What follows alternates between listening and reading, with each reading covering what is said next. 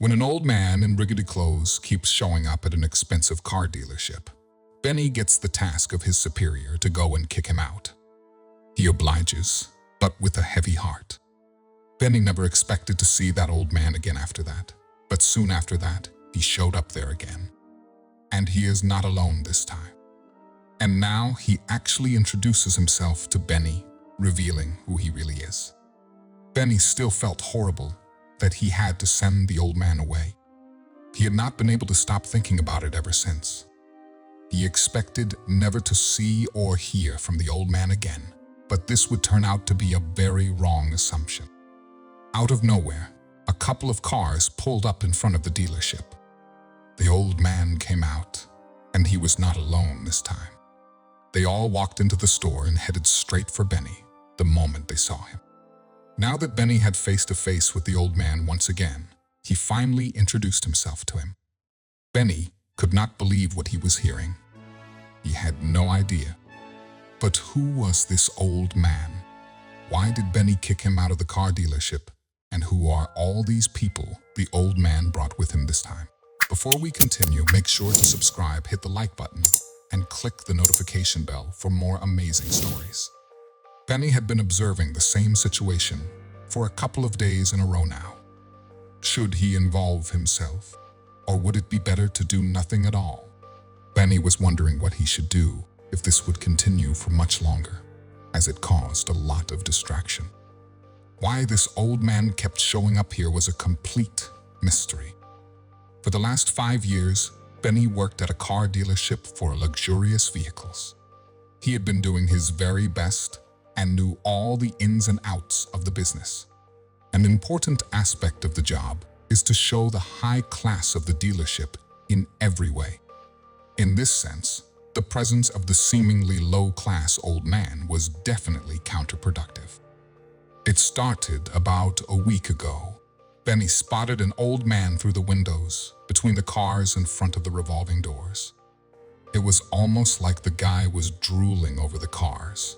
The way he walked and the cloths he was wearing pointed to the immediate conclusion of Benny that he would not sell a car to this man. On the first afternoon, it did not take long for other people that came by browsing for cars to make comments about the old man's presence.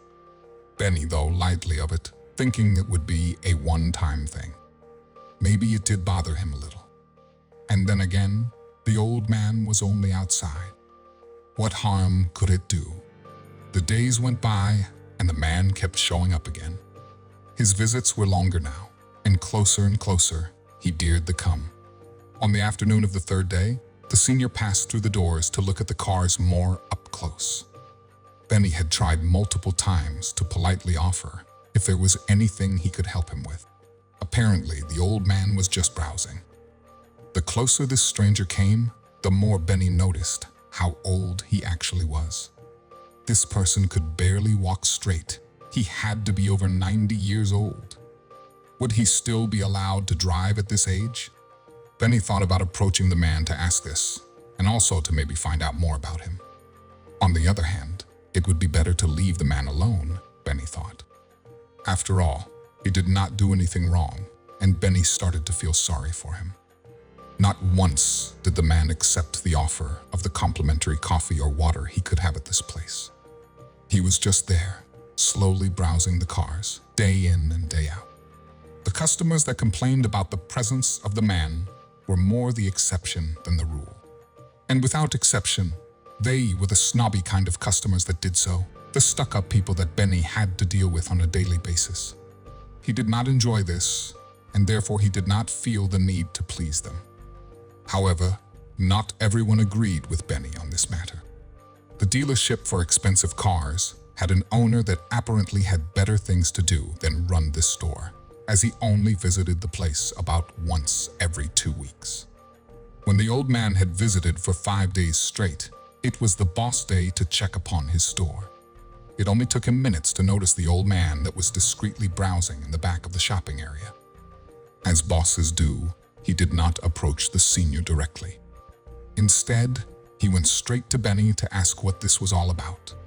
According to the shop owner, this broke old man did not belong in his store. He did not like the guy's presence, as he would never buy anything here. It was something that he could spot from a mile away. After the boss had told him what he thought, Benny tried to explain that the old fellow had been showing up lately and that he had decided not to do anything about it because no harm was done so far. It seemed reasonable to Benny, and yet it turned out that the dealership owner firmly disagreed with what Benny had stated. From where he stood, the issue was clear. He did not need much time to make a decision on this matter. He looked at Benny with a serious face while saying, "The man has to get the hell out of my building if he is not buying anything anytime soon." No reason for him to stick around. Although Benny's boss always had a direct nature, he seemed more irritated today than normal. Benny sighed, accepted, and hoped that at least his boss would have the class to tell it this, the old man himself. Unfortunately, this task would also fall to him. The owner did not feel like doing the dirty jobs himself, telling Benny he had more important thing to do. The moment had come for them to decide the old man was not going to buy anything. It meant that Benny, with a heavy heart, had to make his way towards the old man to tell him he had to leave immediately. Benny felt horrible about it. Over the past couple of days, Benny had really grown to like the innocent old man. Even though they did not talk a lot, due to the fact that the senior was smiling all the time, Benny thought of him as a sweet fellow with a genuine appreciation for the cars that were there. It was a different scene compared to the usual visitor that would walk into the store. Regarding the cars as playthings, some of them would not even drive it more than 10 times. Benny was greeted happily and called by his own name when he walked up to the old fellow. Benny, on the other hand, did not smile. He did not enjoy this moment at all. Instead, he wanted to get this over with as quickly as possible. After a deep sigh, he looked the senior in his eyes. Benny started by saying something kind that he had not said to the man before. He told him that he had really started to enjoy the old man's energy and presence over the last couple of days, even though they did not talk much. He continued by saying that his boss, however, did not like him being in the store for no reason, which meant that he had to leave. For a small moment, the old man didn't seem to know how to react to this. But then, he looked to the ground while nodding softly. Now, he slowly started to turn away from Benny and walked to the direction of the exit of the store. It seemed as if he would leave the building and vanish into the street without saying a word. But then, just before the man reached out to move the door handle, he turned around and thanked Benny for not making his daily presence in the store a problem. He emphasized that he would not forget it. It was now that he went through the door and onto the street in front. This last sentence was going to stick with Benny. Benny now returned to the office in the back of the store to tell his boss that he had sent the old guy away. However, the dealership owner was already busy with something else, as if he had completely forgotten about their particular scene before. Soon after, Benny ended his shift and went home. And yet, he could not get the thought of the old man out of his mind. Something stuck in Benny's head that night. Something was off about the old male saying these last few words. "I will not forget that." What did he mean, and why did he emphasize this? Benny surely thought that this was the last time he would see this person. But soon after, he would find out that this was actually very far from the truth. The next couple of days, Benny had started to forget the old man. The man hadn't shown up himself for the last days out of the store. Benny had a lot of work to distract him, so he hadn't enough time to think the words that the old man told him the last time. But somewhere deep inside, he believed that the old man would appear again. This month was supposed to be really busy for the store, but the store stayed strangely empty. Benny and the other salesmen were tasked with trying to get more customers through the door. So, he was making calls all day long and he was trying to achieve a big sale. He was really upset about that situation, but he didn't want to quit. Benny knew that was not easy to sell a luxury, expensive car to someone who was not interested in buying one already. Nobody has that amount of cash lying around. He didn't know what to do for saving his position for this job, but he knew that he really needed this job for living his life better. As the days passed by, it was getting worse and worse. At some point, the store had a whole day without anybody even showing up. Now, Benny started to worry about his job more and more. This had never happened before. He had to do something quickly, or else he would end up unemployed. Benny, if was not selling cars, he would not be making any commission. So, he wouldn't earn enough to make ends meet, and it was if he even managed to keep hold of this job. He believed that he wasn't completely useless, but it was just really bad timing for the company. They searched really hard, and they asked a lot of people for making sales. Nobody could seem to figure out what was happening. It was the first time that such a big crisis happened to this company and influenced his and other workers' life badly. Although Benny did feel like some of their rich potential customers were holding information back. When they asked the buyers what happened, most of them gave a reason like, "I am just not interested in buying a new car now, probably later again." But nobody could say when they will become ready to buy a car or the reason why they are not able to buy one now. Something really strange happened, and Benny really needed to find out what it was. After 3 weeks passed, and not a single sale had been made, the owner of the dealership called for a meeting. All the staff had to be present. Benny has started to feel really anxious and worried about the upcoming meeting. He really didn't know what was going so wrong, and he even didn't find a solution to what was happening. Benny's biggest fear was losing his job, and it took only 3 minutes for the owner to confirm Benny's worst fear. The store was going to put off for sale, and all of the staff were going to leave the company. Benny was feeling devastated about what just happened because he has a family to take care of. But that was not all. It was going to be worse. The owner was not only closing and selling the store, but he had been able to file for bankruptcy. Despite him still having a huge amount of money in his bank account, his lawyer found a loophole in the law. This was an unpleasant surprise for all the employees, but especially for Benny. The store filing the bankruptcy meant that the owner would not have to pay the employees anything for just firing them like this. Benny felt awful because he realized that he wouldn't be paid the amount of money that he had to. That meant that his financial situation was really bad at that very moment. A few hours later, the same day, he went home not having a clue what's supposed to do now. He barely had any money left, and seeing that he was not going to be paid his last salary, he would have to find a new job quickly. He was really worried about his family, and his wife didn't know about that yet. The whole night he could not sleep a wink, and in the morning he got some news that made him really furious.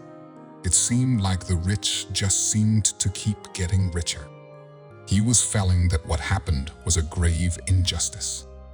He was a good and decent man, and he didn't deserve this. Apparently, the owner of the store had managed to sell a very luxurious and expensive car that very same day that the store closed. It was a cutthroat price, but still a lot of money for a store that nobody visited in the last months. He believed that this was really weird, and he was wondering who was the rich buyer. Benny just felt that was really unfair for him. His life was being turned upside down, while the owner barely had the slightest bit of discontent and still managed to turn a very decent profit. Suddenly, a pop-up mail showed up in his mailbox. It was from the dealership. It was really unexpected, but Benny really wanted to open it and find out what was about. The email was from the new manager of the store. He would like to invite all the employees to come in and answer some questions for him. At first, Benny had no interest in returning to that place, but then he thought that maybe it was a good chance for him to find a new job or to get back at the previous manager. Benny thought that maybe if he told the new manager about the illegitimate filing for bankruptcy, they would be able to do something with that. After all, nobody was going to listen to him or any of the other employees, but someone with money like him probably has a lot more influence. So after a lot of thinking, Benny replied to the email that he was going to visit the new manager and help him with all the questions that he had. They planned an appointment for that very afternoon. Benny was going to be the first old employee that the manager was going to meet. Benny was feeling anxious before the meeting, but he didn't know why. When Benny arrived at the store, Benny was directed to the old office of the previous owner by a man who was really dressed up. Benny was sure that those people who bought the store were really rich. But Benny was never prepared for who was going to meet. That was going to be a huge surprise for him. When Benny opened the office door, his jaw nearly dropped to the floor. There was no doubt in his mind. He knew this man, and the man recognized him. The new owner looked at Benny and just smiled. He only said, "I told you I would not forget about you." That very moment, Benny froze and was just looking at that man. The new owner was the old man that Benny kicked out of the store a few months ago. How's that even possible? He thought. The old man saw how confused Benny was, so he sat him down. He wanted to explain to him everything. Benny was obviously not ready for that news, but he had to learn what was going on. Apparently, the old man was not just a car enthusiast. He was a really wealthy businessman, the richest man in the city. He had been considering buying this leadership for a while, but first wanted to get an honest feel for it. Benny didn't know how to feel about that, and he didn't know what to tell this old man. The old man explained to Benny that he visited the store every day for a whole week to see how the store's state was. Also, he wanted to see how the employees would treat him and the other customers too. The old man also visited the store because he just enjoyed looking at the cars here. He had already made his decision to buy the store, but when he was kicked out by the previous owner, he changed his approach with this. Instead of making a formal bid, he wanted to get the price down as low as possible. The man was confused about what the old man told him, but soon or later, he is going to understand. So, the old man started to make some calls. A man like him was very well connected, and he made sure every possible customer anywhere near the store was told to wait until buying a luxurious car. Of course, they all agreed with no hesitation. Now the man understood the reason why the last months, not one customer wanted to buy a car. Eventually, doing that led the previous owner to file for bankruptcy and the old man to be able to buy the store for a very low price. He wanted to open it back up in a week, so everybody who delayed their purchase would come back to the store as soon as possible. This plan was clever, but it was harmful to Benny because he was fired because of this. The only problem for the old man was that he needed employees to reopen the store. And who was better than the people who knew how to run the store already? Everybody was rehired, and the old man promoted Benny to the manager of the store. Benny was really relieved because now he has a job again. The store reopened again 3 days later, and customers started flooding in. It had never before been this busy. They were starting to make big sales again. Benny had never been happier because everything seemed to work out in the end for him and everybody else working in the dealership. All these happened because Benny was nice to the old man. Binding bonds through beautiful tales. Thank you for watching.